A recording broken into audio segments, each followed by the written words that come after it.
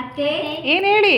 ತುಂಬಾ ಚಳಿ ಇದೆ, ಏನಾದರೂ ಸ್ನ್ಯಾಕ್ಸ್ ಮಾಡ್ಕೊಡ್ತೀರಾ ಪ್ಲೀಸ್? ಓಕೆ, ಏನು ಮಾಡ್ಕೊಡ್ತೀರಾ? ಬಿಸಿ ಬಿಸಿ ಹಾಲು ಸ್ಟಫಿಂಗ್ ಮಿರ್ಚಿ ಮಾಡಿಕೊಡ್ತೀನಿ. ಓಕೆ ಓಕೆನಾ? ಓಕೆ. ಬನ್ನಿ ಹೇಗೆ ಮಾಡೋದಂತ ನಾನು ನಿಮಗೆ ತೋರಿಸ್ತೀನಿ. ನೋಡಿದರೆ ಬಾಯಲ್ಲಿ ನೀರು ಬರಬೇಕು, ಆಗಿರುತ್ತೆ ತಿನ್ನಲಿಕ್ಕೆ ನೋಡಲಿಕ್ಕೆ. ಹಾಯ್ ಹಲೋ ನಮಸ್ಕಾರ ವೀಕ್ಷಕರೇ, welcome back to my channel. ಇವತ್ತು ನಾನು ನಿಮಗೆ ಬಿಸಿ ಬಿಸಿಯಾದ ಸ್ಪೈಸಿಯಾದ ಹಾಲು ಸ್ಟಫಿಂಗ್ ಮಿರ್ಚಿನ ಹೇಗೆ ಮಾಡೋದಂತ ತೋರಿಸ್ತೀನಿ, ಬನ್ನಿ ನೋಡೋಣ. ಮೊದಲನೇದಾಗಿ ಮೆಣಸಿಕಾಯಿನ ನಾನು ನೀರಲ್ಲಿ ಹಾಕಿ ವಾಶ್ ಮಾಡ್ಕೊತಾ ಇದ್ದೀನಿ.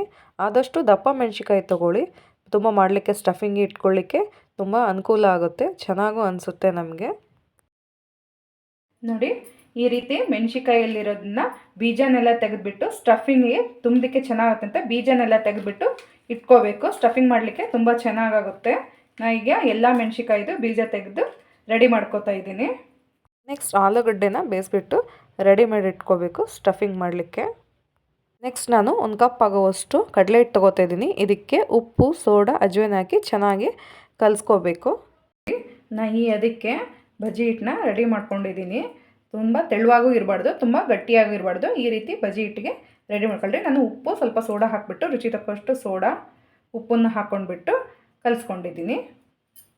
ನೋಡಿ, ಸ್ಟಫಿಂಗೋಸ್ಕರ ಈರುಳ್ಳಿ, ಮೆಣಸಿನ್ಕಾಯಿ, ಕೊರಿಬೇವು, ಕೊತ್ತಂಬರಿ, ಉಪ್ಪು ಮತ್ತು ಸ್ಪೈಸಿಗೋಸ್ಕರ ಸ್ವಲ್ಪ ಖಾರದ ಮೆಣಸಿನ್ಕಾಯಿ ತೊಗೊಂಡು ಇದನ್ನೆಲ್ಲ ಆಲೂ ಸ್ಟಫಿಂಗಿಗೆ ಹಾಕಿ ನಾವು ಚೆನ್ನಾಗಿ ಕಲಿಸ್ಕೊಳ್ಳೋಣ. ಆಲೂಗಡ್ಡೆನ ಚೆನ್ನಾಗಿ ಸ್ಮ್ಯಾಶ್ ಮಾಡಿ ಸ್ಟಫಿಂಗಿಗೆ ರೆಡಿ ಮಾಡ್ಕೊಳ್ಳಿ ಎಲ್ಲದನ್ನೂ. ಚಾಟ್ ಮಸಾಲ ಬೇಕಾದ್ರೆ ಹಾಕ್ಬೋದು, ಬಟ್ ನಾನು ಹಾಕ್ತಾಯಿಲ್ಲ. ಇವಾಗ ರೆಡಿಯಾದ ಸ್ಟಫಿಂಗ್ನ ಕೊರೆದಿಟ್ಟಿರೋ ಮೆಣಸಿನ್ಕಾಯಲ್ಲಿ ಚೆನ್ನಾಗಿ ನೀಟಾಗಿ ತುಂಬ್ಕೊಳ್ಳಿ. ನೀಟಾಗಿ ತುಂಬಿಕೊಂಡ್ರೆ, ಎಲ್ಲೂ ಬಿಡದೇ ತುಂಬಿಕೊಂಡ್ರೆ ಸ್ಟಫಿಂಗ್ ಚೆನ್ನಾಗಿರುತ್ತೆ. ಅವಾಗ ತಿಂದಾಗ ತುಂಬ ಟೇಸ್ಟಿಯಾಗಿರುತ್ತೆ. ಹಾಗೆ ನಾನು ಎಲ್ಲ ಮೆಣಸಿನ್ಕಾಯಿನೂ ಇವಾಗ ಸ್ಟಫಿಂಗ್ ತುಂಬಿ ರೆಡಿ ಮಾಡ್ಕೋತೀನಿ. ನಾನು ಇದೇ ರೀತಿ ಸ್ಟಫಿಂಗ್ ಮಾಡಿದ್ನಲ್ಲ, ಒಂದು ಸ್ಟಫಿಂಗ್ ಮಾಡಿದ್ನಲ್ಲ, ಅದೇ ರೀತಿ ಎಲ್ಲ ಮೆಣಸಿನ್ಕಾಯಿನ ಸ್ಟಫಿಂಗ್ ಮಾಡಿ ಇಟ್ಕೊಂಡಿದ್ದೀನಿ. ಎಣ್ಣೆ ಕಾಯಲಿಕ್ಕೆ ಟೈಮ್ ಹಿಡಿಯುತ್ತೆ ಅಂತ ನಾನು ಆಲ್ರೆಡಿ ಒಲೆ ಮೇಲೆ ಇಟ್ಟಿದ್ದೆ. ನೋಡಿ, ಇವಾಗ ಎಣ್ಣೆ ಕಾದಿದೆ. ಈ ರೀತಿ ಸ್ಟಫಿಂಗ್ ಆಗಿರೋ ಮೆಣಸಿನ್ಕಾಯಿನ ಈ ರೀತಿ ಕಡಲೆ ಹಿಟ್ಟಲ್ಲಿ ಚೆನ್ನಾಗಿ ಬೈಂಡಿಂಗ್ ಆಗಬೇಕು. ಈ ರೀತಿ ಬೈಂಡಿಂಗ್ ಮಾಡ್ಕೊಳ್ಳಿ, ಚೆನ್ನಾಗಾಗುತ್ತೆ.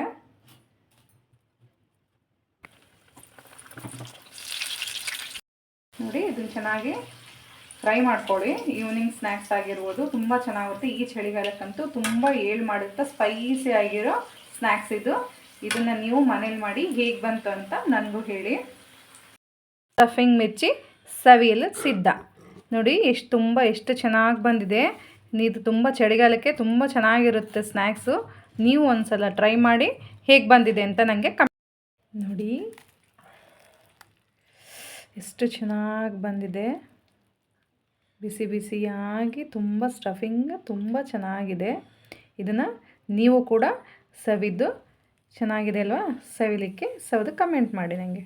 ಅಕ್ಕಿ ಜೊತೆನೂ ಸವಿಬೋದು ಅಥವಾ ಹಾಗೆ ಕೂಡ ಸವಿಬೋದು. ಕೆಲವೊಬ್ಬರು ಟೇಸ್ಟ್ ಮಂಡಕ್ಕಿ ಜೊತೆ ಸವಿಲಿಕ್ಕೆ ಇಷ್ಟಪಡ್ತಾರೆ. ಅದು ತುಂಬ ಟೇಸ್ಟಿಯಾಗಿರುತ್ತೆ ಮಂಡಕ್ಕಿ ಜೊತೆ ಸವಿಲಿಕ್ಕೆ. ಬಾಯ್ ವೀಕ್ಷಕರೇ, ಆದಷ್ಟು ವಿಡಿಯೋನ ನೋಡಿ ಲೈಕ್ ಮಾಡೋ ಮೂಲಕ ಚಾನಲನ್ನು ಸಪೋರ್ಟ್ ಮಾಡಿ.